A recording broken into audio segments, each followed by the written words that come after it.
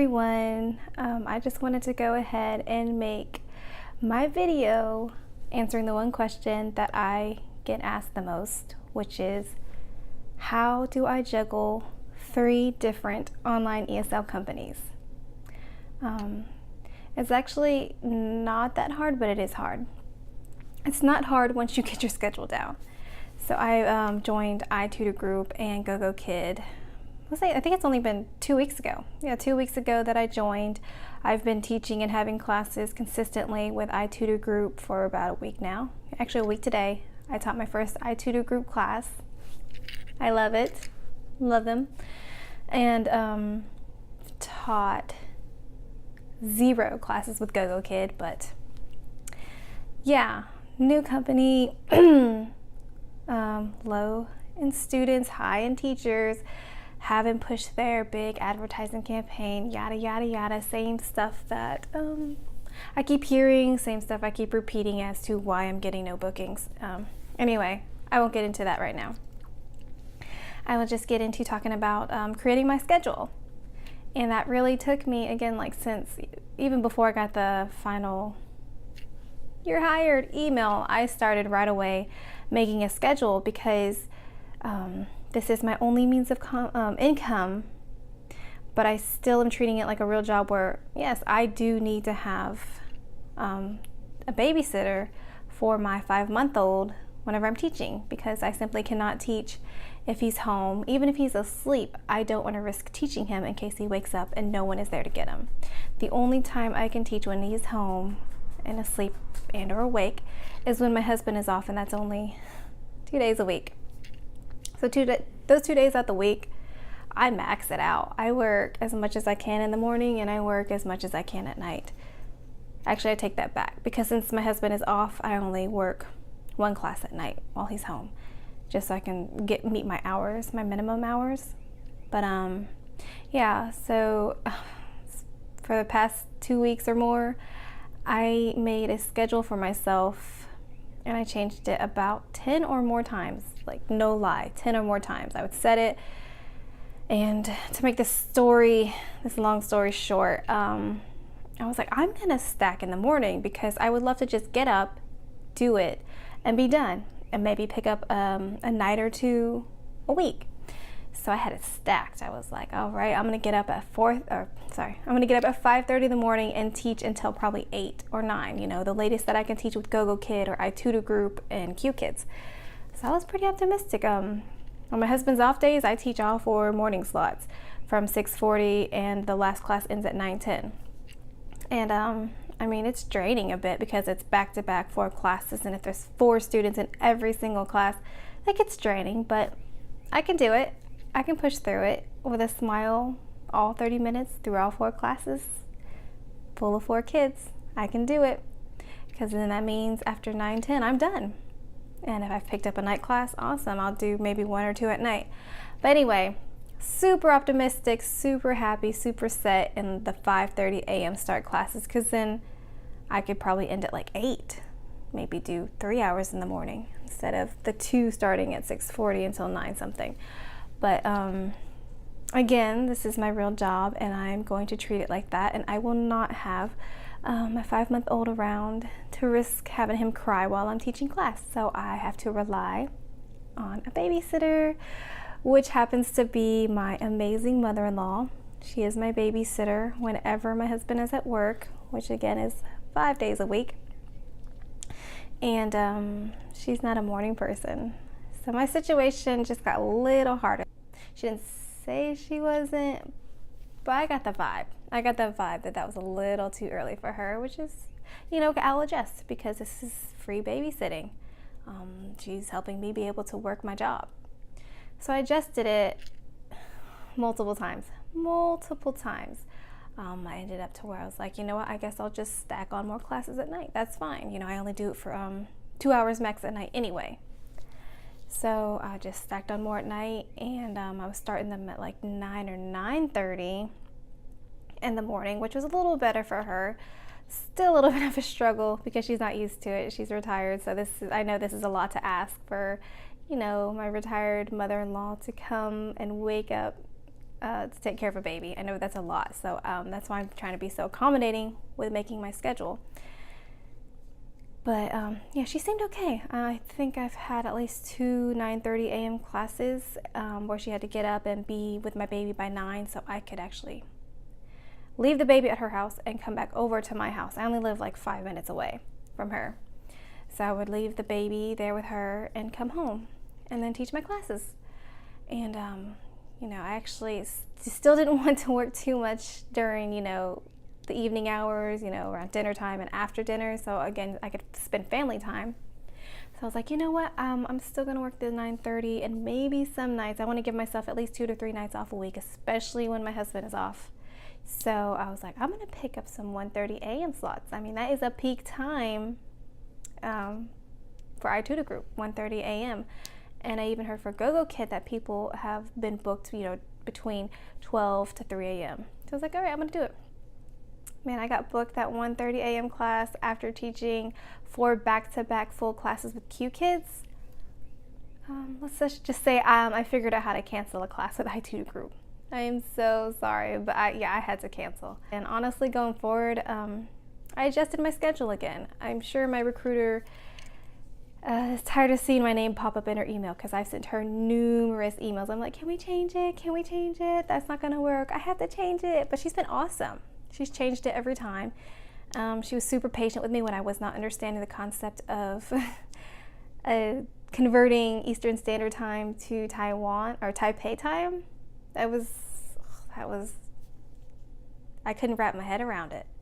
I finally did a little bit. I still recheck it about 5 times to make sure I've converted it correctly, because at first I wasn't, and I kept getting scheduled for Saturday night, which I can't, but it was because I kept saying I want to work Sunday morning.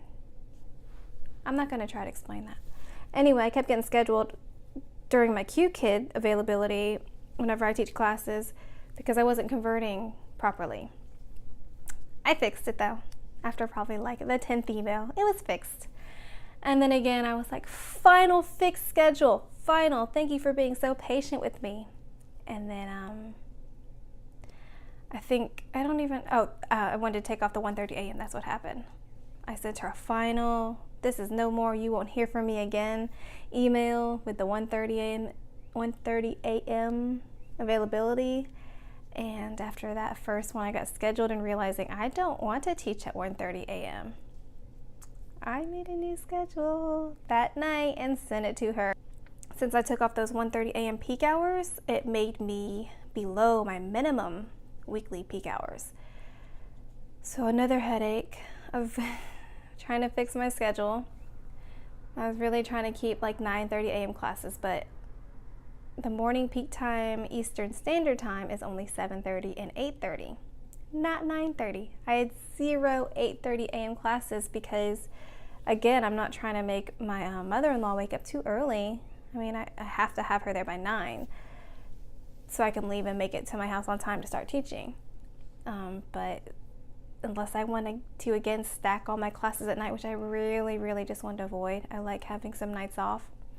I had to book myself for some 8:30 a.m. classes. So as you can see, I have, where is my schedule? I'm looking at my schedule myself. I work 5 mornings a week, 2 mornings off. You've got to give yourself some mornings off. And 3 of those mornings are at 8:30 a.m. with iTutor group, which I hope is okay because it has to be. This is my job, and I refuse to stack any more at night. So 3 in the morning at 8:30 a.m. when I have to rely on my mother-in-law for babysitting. And like I said, I really hope that's okay. It's only 3 mornings a week, so I'm hoping those 3 mornings a week she's okay. Because on the days that I teach with Qkids in the blue, starting at 6:40 a.m., my husband's home. So all I have to do is roll out of bed and come get in front of the computer and teach.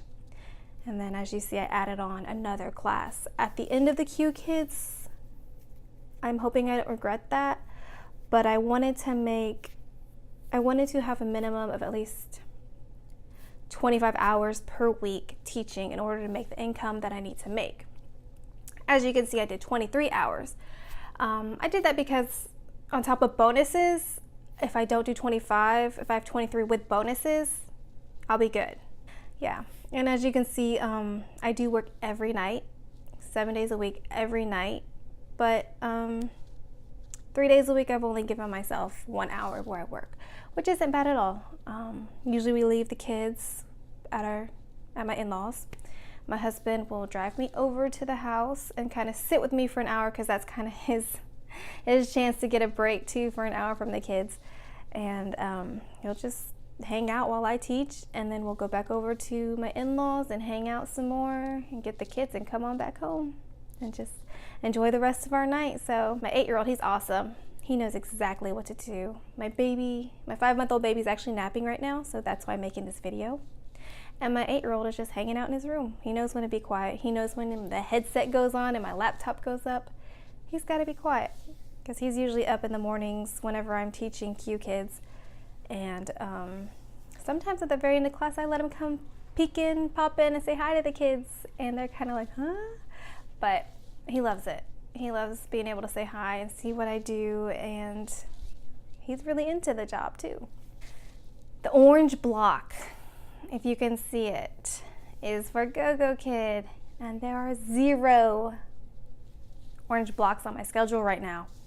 Again, that's why I kind of did 23 hours, because that means Gogokid can at least make up 2 more if I get them.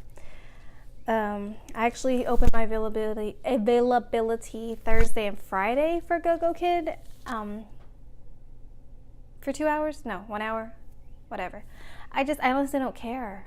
I don't, because I opened it up pretty open, and then I was like, no, don't want to teach with them at 12 and 1 a.m. because I don't want to teach with iTutor at 1:30 a.m. So I took those off, and I kept the peak hours of 8:30 and 9 a.m. because you still get a 60% subsidy if no one books you, which no one has, and I've kept them open. So 2 days a week I'm getting a little bit of money from them, but I haven't been booked, and I refuse to open up my availability to them. A lot of posts on Facebook are like, just open up everything you can, and you will get a booking.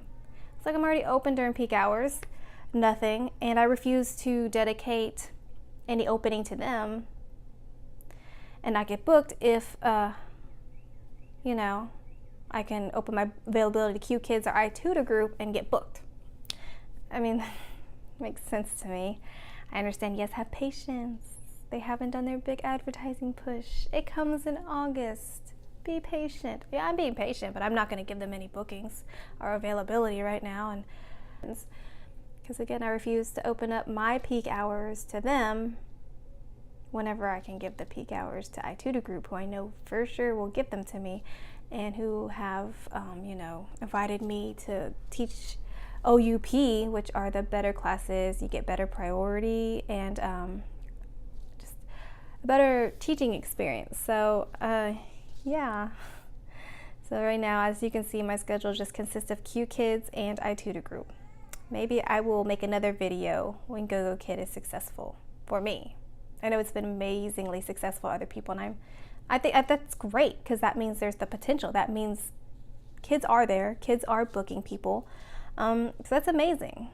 But in my scenario, in my situation, it's not happening, and I'm okay with that. So I hope this was helpful. Yeah. If you have any more questions, feel free to comment. Anyone who has commented this far has seen that, I answer in a pretty timely fashion, and I'm hoping that, the feedback and replies that I give you are helpful. So yeah, just feel free to ask me anything. Find me on Facebook and add me, and join the groups that I'm a part of. So, you can be a part of the community if you're willing or wanting to be a part of Qkids or iTutor group or even Gogokid. All right, my baby is really calling for me now. All right, everyone. Bye.